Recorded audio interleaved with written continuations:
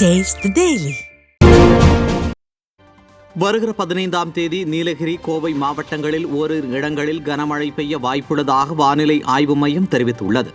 மேற்கு திசை காற்றின் வேக மாறுபாடு காரணமாக வரும் 17ஆம் தேதி வரை தமிழகத்தில் ஓரிரு இடங்களிலும், புதுச்சேரி மற்றும் காரைக்கால் பகுதிகளில் மிதமான மழை பெய்ய வாய்ப்புள்ளதாக சென்னை வானிலை ஆய்வு மையம் கூறியுள்ளது.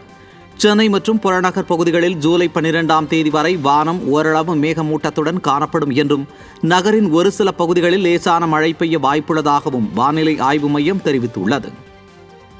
திருப்பத்தூர் மாவட்டம் ஆம்பூர் அடுத்த குமாரமங்கலத்தில் திமுக எம்எல்ஏ மற்றும் அதிகாரிகள் அதிகாரத்தை தவறாக பயன்படுத்தி அராஜகத்தில் ஈடுபடுவதாக திமுக ஊராட்சி மன்ற தலைவரே பொதுமக்களுடன் போராட்டத்தில் ஈடுபட்டார்.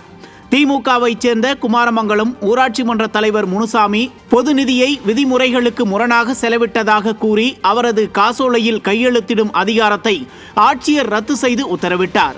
திமுக எம்எல்ஏ விஸ்வநாதன் தூண்டுதலின் பேரில் தன்னிடம் விசாரணை நடத்தலாம், முறைகேடு செய்ததற்கான ஆதாரத்தை காண்பிக்காமல் உத்தரவு பிறப்பிக்கப்பட்டதாக குற்றம் சாட்டிய திமுக ஊராட்சி மன்ற தலைவர் முனுசாமி தங்கள் கட்சி எம்எல்ஏ உள்ளிட்டோரால் மிரட்டல் வருவதாகவும் தெரிவித்துள்ளார்.